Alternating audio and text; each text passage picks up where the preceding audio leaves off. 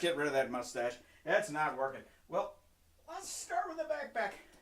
What do you need to know? What do you need to look into? So your readings were 2 to 40 in the backpack, eh? Well, let's look at this because there are some specifics that we need to know about. You know, it's not a bad idea, too, to understand, why we even bother with something like literature. There must be a reason for that. Well, because it elicits various types of truths, some of which we probably can't even find in nonfiction. Many of these are insights into ourselves, just like we're holding out a mirror. Hey, I see myself in this story. Somehow I connect with somebody like Sammy in A&P. Maybe I've been through a similar situation, but I'm having a moment of awareness that reflects back to me about me. I read myself into the story. It's my story. It's my myth. It is something that enlightens me continually as I experience it. Does literature. So it's full of, Aristotle would say, universal truths that have to do with our rise, our fall, our tragedies, our triumphs. Well, enough said. So you've read about that. So how do we go about identifying types of fiction? How do we go about reading fiction? And what does fiction mean, right? So it comes from fictio, a shaping, a counterfeiting. Wait a minute, counterfeiting, that's making fake money. It's not really fake per se. Sometimes truer and more thoughtful, as I say, than what we take for nonfiction. So it tells you about types of short fiction. You should know what a fable is, right? Humorous story oftentimes has a moral or an implied moral that is intended to give us some deep awareness, again, of human nature and human behavior, right? Sort of like the man with two wives. Have you heard this one? The man with two wives. Well, he had two wives, right? One was younger. The other was considerably older. So when the older one walked out in public with him, arm in arm, she was a little bit embarrassed because she wanted him to look more like her, and he had hair more or less like this, but a little salt and pepper gray in it, right? Like my lovely mane of hair. So when he went to sleep at night, don't ask me why he didn't wake up, she pulled out the dark hairs, leaving mainly just the gray ones and the white ones. Well, but he had a younger wife too. He was a bigamist. He had two wives, right? So he had a younger wife. This was not sister wives. He had a younger wife, and when he slept at night, what did the younger wife do? Pulled out the gray and the white hairs to make him look younger, like herself when they went walking out on arm in arm. What was the result of that? Well, pretty soon the man was entirely, you guessed it, bald. He had no hair at all. So, what's the moral of that? Seems to be an implied moral. Sometimes, right? When you try to change something too much, you lose what you had in the first place. Something to that effect. You get it, right? What are the elements of fable? You should know about that. North wind and the sun. A little contest going on there. Tortoise and the geese. Chuang Tzu, independence. We're going to talk about this one a little bit because we're striving, most of us, for a type of independence. But, it's difficult to obtain if we don't do what? If we don't give up some of our cravings to be noticed. Some of our, I guess Buddha would say, ego attachments. Because you'd be promoted. Oh, you could have a bigger salary. Oh, you could have more status. But wait a minute. No, I don't want any of those things. I want to just be a turtle wagging my tail in the mud. Meaning, I don't need to be recognized. I don't need all the status. I don't need all the fame and fortune. I just need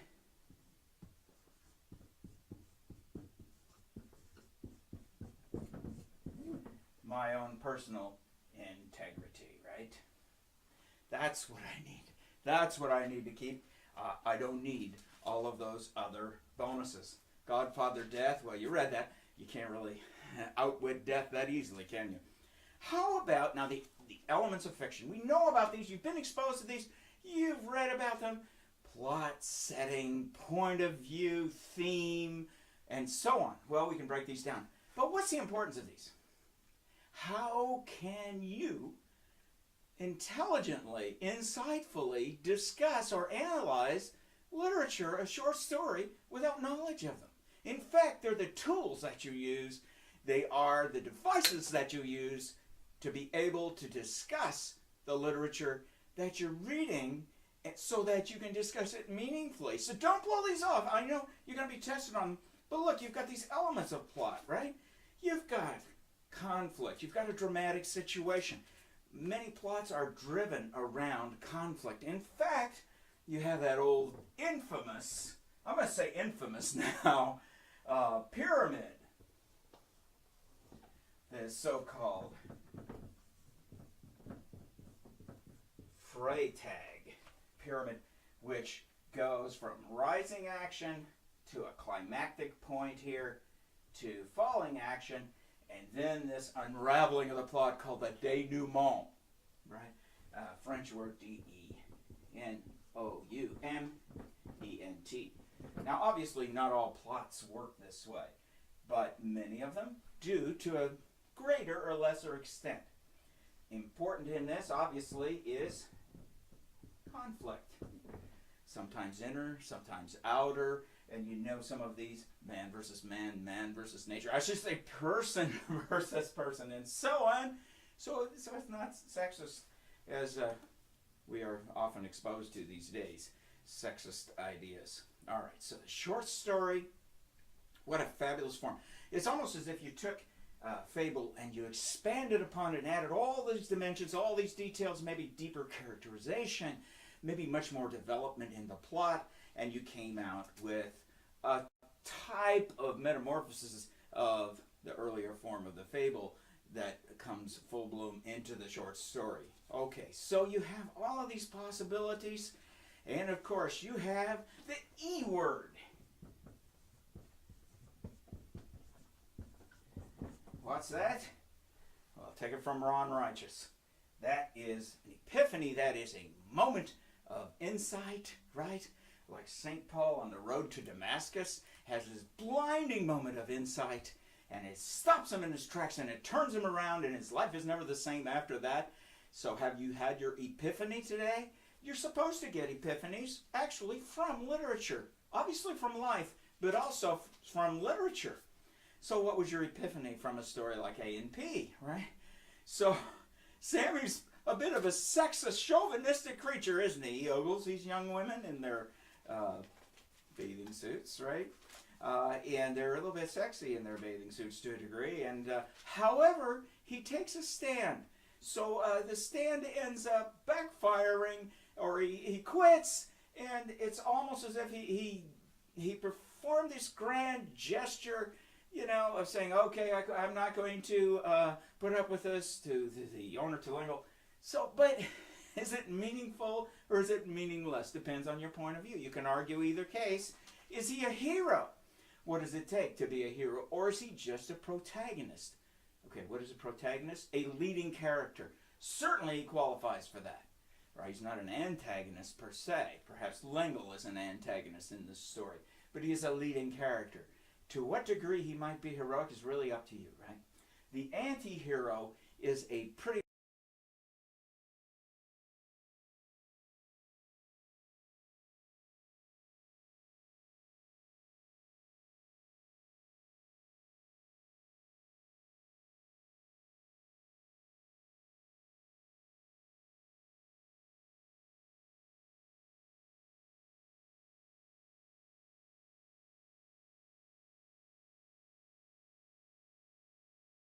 much a modern creation. A-N-T-I-H-E-R-O.